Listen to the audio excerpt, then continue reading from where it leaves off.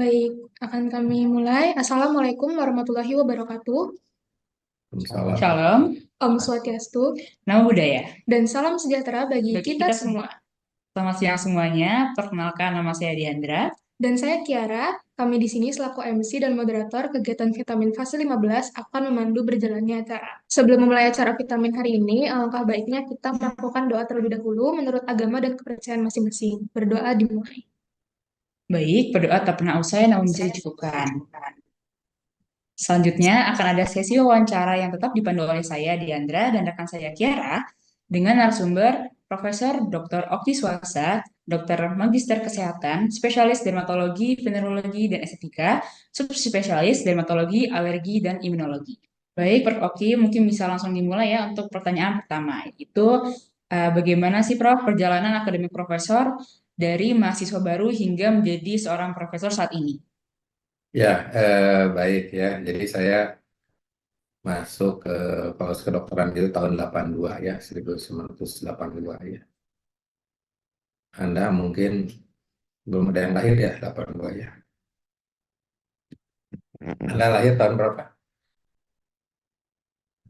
Kami Di lahir tahun 2000. Rata-rata di bulan. Aceh. Jadi waktu itu sistem pendidikannya SKS baru diberlakukan tahun kedua waktu itu. Sistem SKS itu sistem kredit semester sebelumnya yang sampai angkatan 80 itu sistem kenaikan tingkat ya selama 7 tahun. Saya selesai tahun 1988, jadi termasuk yang lulus tepat waktu ya, Alhamdulillah. Meskipun saya pernah tidak lulus ya di waktu koas ya, sehingga saya harus mengulang mengulang ujiannya saja waktu itu. Saya tidak lulus di bagian kulit ya. Waktu itu eh, dosen-dosennya termasuk yang ini killer ya pada saat itu ya. Banyak yang nggak lulus ya. Saya termasuk yang nggak lulus. Nah, tapi kemudian saya malah jadi ahli dermatologi venerologi ya. Itu nasib lah yang membawa ke sana. Nah, waktu saya mahasiswa, kebanyakan mahasiswa itu kan belajar di FK itu ya. Nah, tapi saya tetap aktif ya di antara lain di Senat ya. Pernah menjadi ketua seksi pendidikan ya. Waktu itu ketua Senat Profesor Trihanggono Ahmad yang sampai saya kemudian diajak juga oleh Prof. Tri waktu jadi dekan saya diminta untuk menjadi wakil dekan satu bidang akademik dia. Mulanya saya banyak belajar ke kakaknya. Dulu ada ini apa kegiatan bimbingan membaca histologi ya. Misalnya histologi anatomi itu kan susah ya menghafalkan tulang dan sebagainya melihat preparat. Itu ada bimbingannya dari para senior dulu itu. Nah, berawal dari situ kemudian saya menjadi pembimbing ya, dari yang dibimbing jadi pembimbing. Kemudian saya juga ke mahasiswa di mengikuti lomba ya, lomba waktu itu lomba presentasi ilmiah ya, tingkat fakultas bertiga waktu itu ya. Nah, waktu itu kami juara satu di tingkat fakultas, kemudian mewakili fakultas ke tingkat unpad dan menjadi juara satu di unpad itu ya. Jadi intinya sih jangan berhenti berkegiatan ya, meskipun kita menjadi mahasiswa kedokteran. Baik, terima kasih banyak Prof atas jawabannya.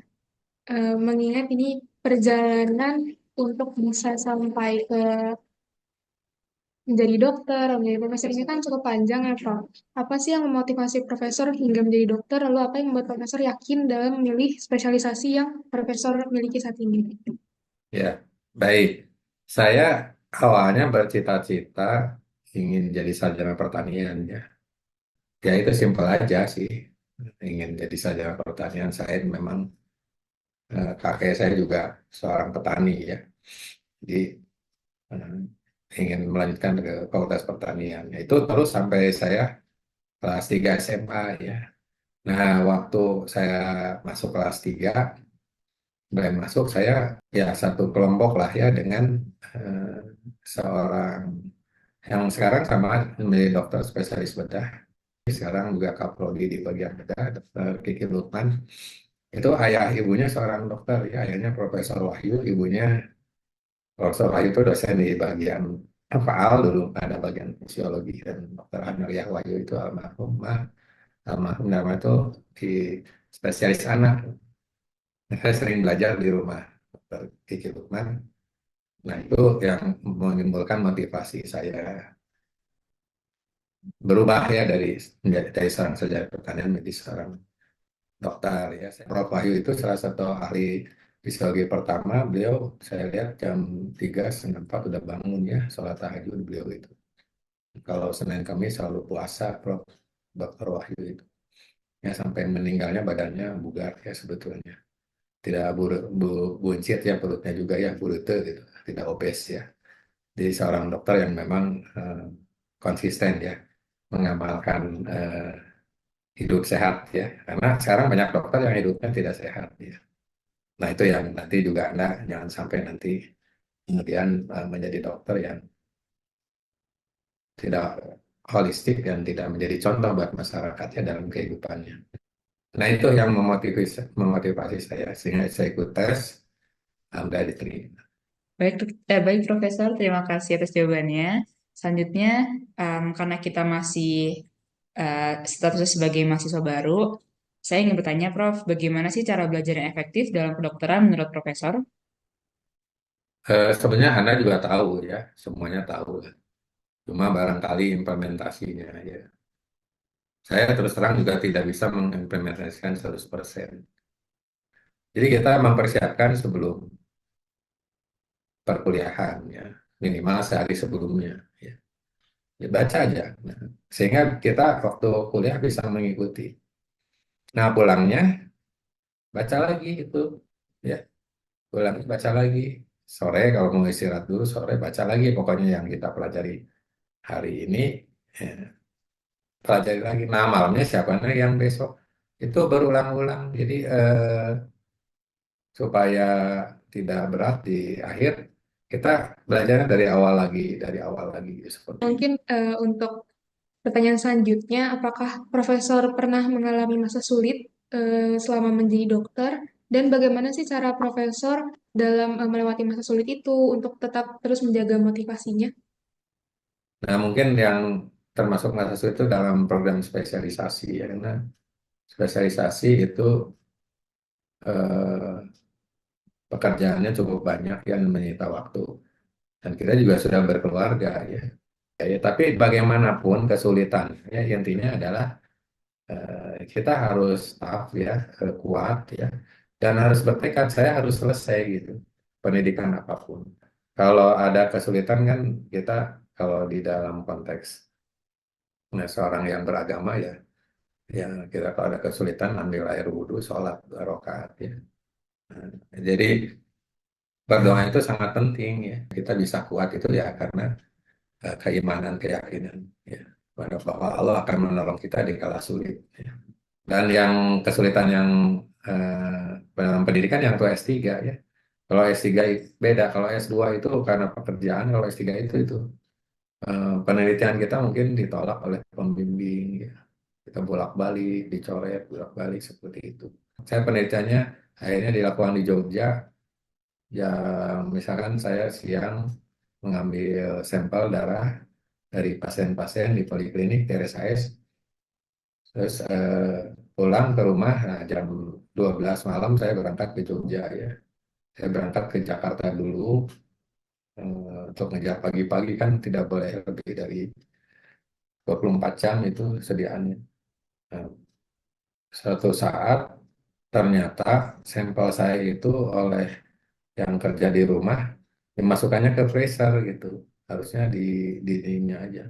Nah, jadi jam 12 saya berangkat ke Jakarta, nyampe Jakarta sekitar jam 4 lah ya, jam 3, jam 4. Terus saya pakai pesawat ke Jogja, nyampe jam 7 di sana. Nah, waktu kita periksa, sampelnya gagal semuanya itu. Gagal semuanya. Sehingga saya ngambil lagi sampel ya, kemudian dibawa lagi. Ya itulah yang paling waktu itu ber- tapi nggak sampai air mata ya kalau laki-laki mungkin ya, cuma nyesek aja gitu. Saat berapa puluh sampel waktu itu 20 ya, 20 sampel itu gagal semuanya itu. Baik, Prof. Terima kasih atas sharing pengalaman dan masukannya. Selanjutnya, ada nggak sih, Prof, kasus yang pernah Profesor tangani yang paling membekas dan paling mengesankan bagi Profesor? Ya, sebagai seorang dokter itu kan memang kita pasti motivasinya ingin eh, menyembuh, ikut punya kontribusi dalam penyembuhan ya. Sehat itu sangat mahal ya, itu yang harus dicamkan semuanya. Kalau orang sakit itu nggak bisa digantikan dengan apa-apa organ tubuh kita. Sehingga kalau kita punya andil ya di dalam proses penyembuhan itu biasanya ada satu kebahagiaan tersendiri. Ya. Pokoknya totalitas kita menolong orang punya empati ya. Dan itu tercermin ya dari sejak pendidikan Anda ya. Jadi kalau punya empati itu Anda kalau nanti udah masuk rumah sakit, klinik itu jangan ngobrol ketawa-ketawa di jalan sama teman di rumah sakit itu. Pasien kan orang lagi sakit, masa kita ketawa-ketawa minum-minum kopi di jalan ya, sambil di jalan ya. Nah, itu kurang baik ya. Baik, terima kasih banyak Profesor atas jawabannya. Pastinya tentu semua pasien itu ada berkesannya pasti ya. Baik, Iya, Prof. Mengingat pekerjaan profesi dokter ini kan sibuk, sangat sibuk dengan jadwal yang padat ya, Prof. Bagaimana ya. sih, Prof, cara profesor dalam mengatur work-life balance? Ya, meskipun sibuk ya memang kita mesti gimana ya mengatur ritme sendiri lah. Nah, kan ritmenya pagi sampai sore ya, baru pulang dari RSIS kan semuanya juga sekitar jam setengah 4 ya. Tapi kalau saya, iramanya kalau saya ke rumah dulu ya, istirahat dulu. Baru saya kalau praktek itu mulainya jam 8 ya, mulainya jam 8. Saya tidak ingin waktu sholat saya terganggu. Jadi kerja, ya, eh, organisasi, ya, dan juga olahraga, tak lupa healing ya, hal-hal yang ringan aja. Baik, Profesor, terima kasih atas jawabannya. Nah, sebagai pertanyaan penutup nih, Prof, ada nggak sih, Prof, pesan dari Profesor untuk kami sebagai mahasiswa baru yang insya Allah nantinya akan menjadi calon dokter di masa depan? Mimpi ya. Jadi gantungan cita-cita setinggi langit dan dicoba diraih itu tentu sesuai dengan kemampuan nanti ya. Dan diniatkan ibadah sebetulnya ya. Kalau kita sebagai seorang yang beragama ya, apapun agamanya, itu bagian dari ibadah kita ya. Itu motivasi juga tersendiri ya buat kita. Angka TBC nomor 2 di dunia ya, angka lepra nomor 3 di dunia, angka skabies nomor 1 di dunia ya. Jadi sebenarnya terpuruk, belum stunting dan sebagainya ya. Banyak sekali masyarakat kita yang akses kesehatannya itu kurang ya. Sesedikit apapun peran kita ya, tapi selalu kita niatkan untuk bisa membantu masyarakat. Selain tentu diri sendiri jelas ya. Kalau kita niatnya ingin membantu orang lain, otomatis diri kita sendiri juga akan dimudahkan. Jadi mulai sejak mahasiswa ini menolong kalau kita mempunyai kelebihan ilmu, bantu yang misalkan agak lelet ya teman kita itu. Jangan lupa ya kalau mau ujian mau apa minta doa sama orang tua ya terutama ibu ya. Itu doa orang tua itu sangat mustajab dan mungkin juga saya bukan mungkin saya menjadi seperti ini juga karena doa seorang ibu ya. Ibu itu kan bangun tahajud puasa itu buat anaknya ya. Nah, Anda jangan kemudian kos di Jatinangor nggak pernah telepon, nggak pernah menyapa ibu. Jadi jangan lupakan orang tua, harus bersikap sopan juga ke orang tua ya, harus mendoakan orang tua. Nanti kita juga didoakan. Itu saja dari saya. Insya Allah Anda sukses semuanya ya. Saya harapkan. Amin, amin, Prof. Terima kasih banyak, Prof. Oki telah menyempatkan waktunya untuk kami wawancarai dan terima kasih banyak juga atas jawaban-jawaban, pesan dan eh, yang diberikan ke kami. Selamat siang, Prof. dan teman-teman. Ya, Assalamualaikum ya. warahmatullahi wabarakatuh. Salam warahmatullahi wabarakatuh. Terima kasih, Sampai ketemu. Ya, terima kasih banyak, Semangat. Prof.